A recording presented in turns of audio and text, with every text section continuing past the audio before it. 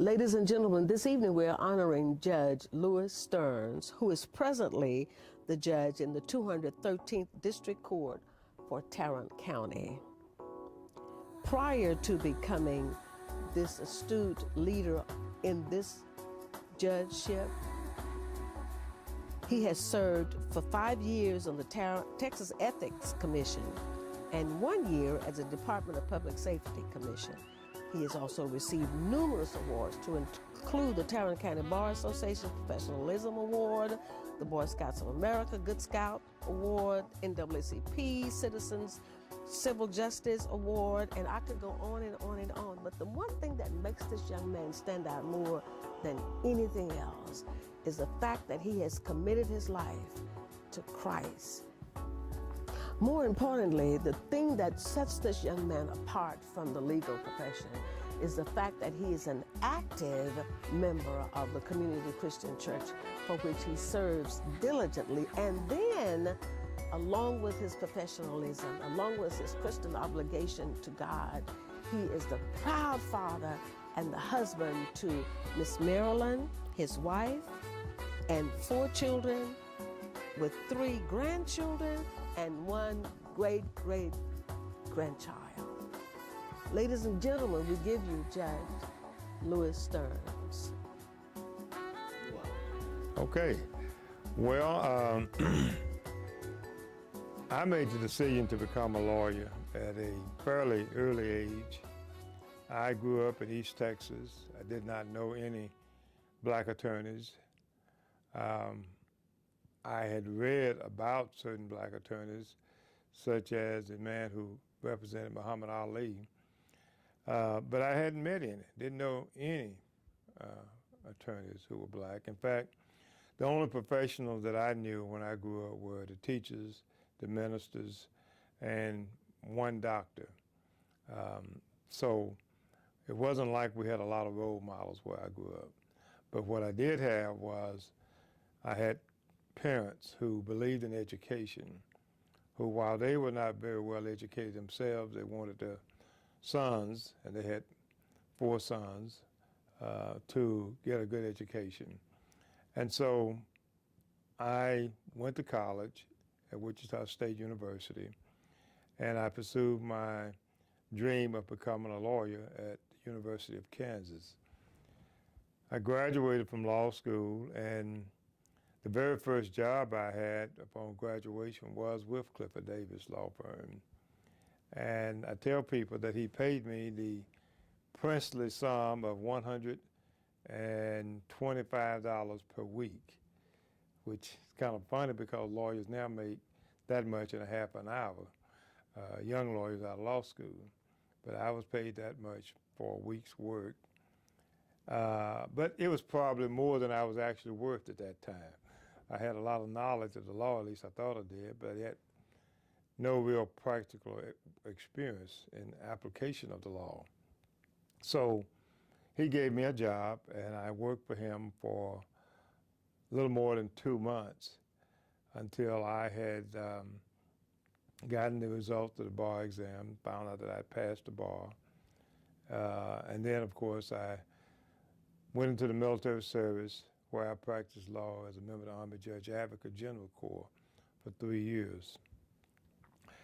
After practicing law in the military for 3 years, I came back to Fort Worth, returned to practice with Clifford Davis, L. Clifford Davis, and we had a firm that was named Davis, Johns, and Sturns, the Johns being a man named Leslie Johns. We were very concerned back then about the fact that there was very little representation of African Americans at the courthouse. There weren't any judges whatsoever, and very few blacks were employed here. This was a period of time where, quite frankly, politicians took the black vote for granted. They received those votes, but they did very little for them. And we thought that we should, as an organization, the Fort Worth Black Bar Association, we should address that problem. So what we did, we submitted the names of 5 of us to the governor, who at that time was Governor Bill Clements. That was in, I think, about 1980. Well, none of us were selected. There were 2 judgeships that were created. None of us received the call or the appointment. But I was able to get an interview, and I was interviewed by the governor's appointment secretary, who indicated to me that he felt that I did not have enough experience at that time to garner an appointment as a district judge. But he urged me to continue to seek the position and to continue to prepare myself. So with that, I took the criminal law certification test and became a board certified criminal law specialist. My thought was that I wanted to make sure that I had the qualification that it took, so if an opportunity came available again, then I would be able to take advantage of it. And that happened. Some 3 years later, there was a vacancy on the district court, and I was appointed to be the judge of criminal district court number 2 of Tarrant County. As such, I became the first African American to be appointed as a district judge in the history of the county. It was immediately enshrouded, if you will, in controversy, and ultimately the state senate, at the urging of my state senator, blocked my confirmation as judge, and that's when Clifford Davis, Judge Davis, was appointed to replace me as judge of criminal district court 2. So that's how he got his start in judiciary. And in order to make it palatable to the black community, which was in an uproar over the fact that I was being withdrawn, Judge Hicks was also appointed to the family district court. So we actually got 2 district judges out of that process. But for me, after that, I went back into private practice. I practiced law for some 3 years. Then I ran for criminal district court number 1 in 1986, and I was elected.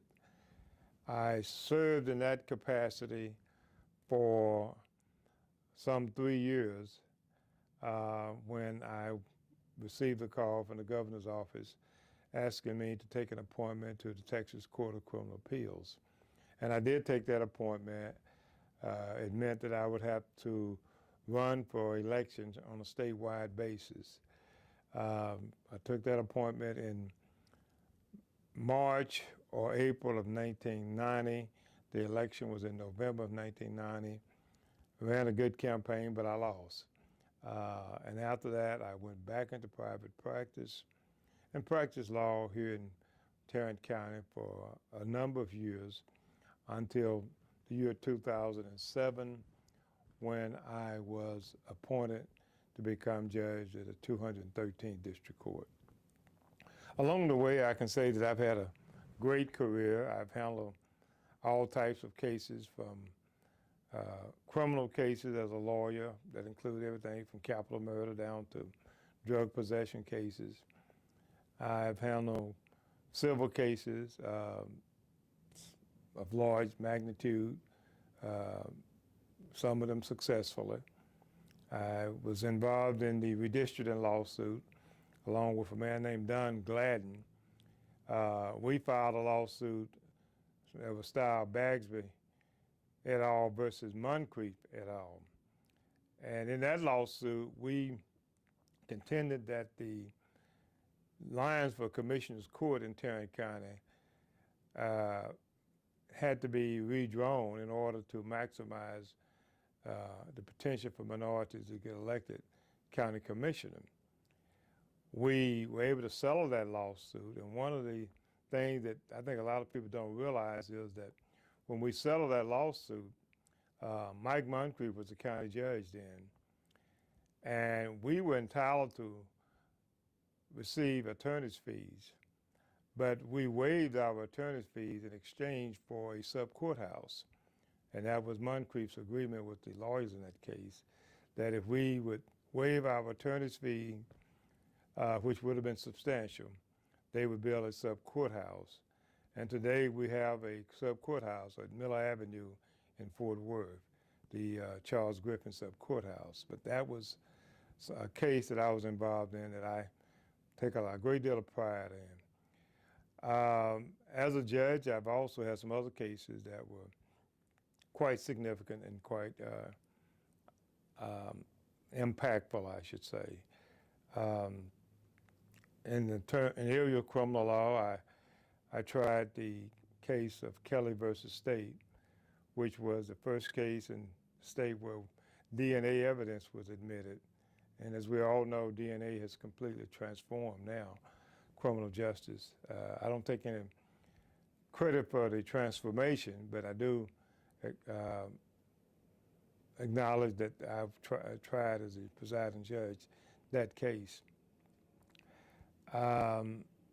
Lately, the one thing that I've done that I'm most proud of is that I was appointed by the Chief Justice of Texas Supreme Court a few years ago to conduct a court of inquiry to look into conduct of a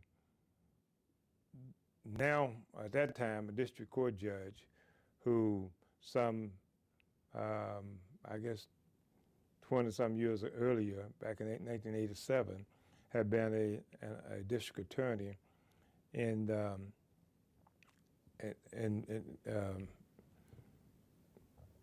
the state, and he prosecuted a man for allegedly killing his wife. The problem with that case, though, was that there was a lot of evidence that the then district attorney and later district judge had withheld from the defense improperly. My job as a judge presiding over the court of inquiry was to determine if any laws had been violated by the attorney in the prosecution of that case, and to make a recommendation for further legal action. I did find that he wrongfully withheld evidence that was what we in the law term as exculpatory. By that I mean evidence that would have been favorable to the defense and that could have had impact on the outcome of the case had it been revealed to the defense. And as a result of that case, we have now made some great strides in our criminal justice arena. State Senator Rodney Ellis introduced what is now termed the Michael Morton Act, which was named after the gentleman who was wrongfully convicted of having murdered his wife. Not only did the attorney involved in that case wrongfully withhold evidence, but he withheld some evidence that actually later had biological material on it, which later on, as DNA advanced, they were able to test, and it excluded him as being the person who killed the lady. And so, as a result of that, as I say, we now have what's called the Michael Morton Act, named after the gentleman who was wrongfully convicted. And it's an act that changed the way criminal law is practiced in this state, in that now by statute, the defense is entitled to receive evidence that the state has, as opposed to it being as it had been done for 100 years or so, when the state could have evidence in their file and not have an obligation to turn it over to the defense. So it was a quite significant case, a quite significant development and change in our law, and I'm happy to say that I've had a part in that. You know, I would say this, we have a lot of young people in our community with a great deal of talent, and it's incumbent upon us to encourage them to be all that they can be. And I am confident that our young people can do anything that they put their minds to. We have young people who can be doctors, who can be lawyers, who can be scientists, who can be chemists, engineers, whatever. They simply need the encouragement from the black community and to do the work that's necessary in order to achieve their goal. If I had to give any advice to any young person, I would say to them, dare to dream that you can accomplish something, and then focus on the task at hand and stay disciplined. If you do that, I think you will achieve success. People that I know who have dreamed and who have worked at it, who stayed focused on what they were trying to accomplish, they've done so. And I think the kids now have opportunity far in excess of anything that we had when I came along. So I would encourage them to take advantage of it.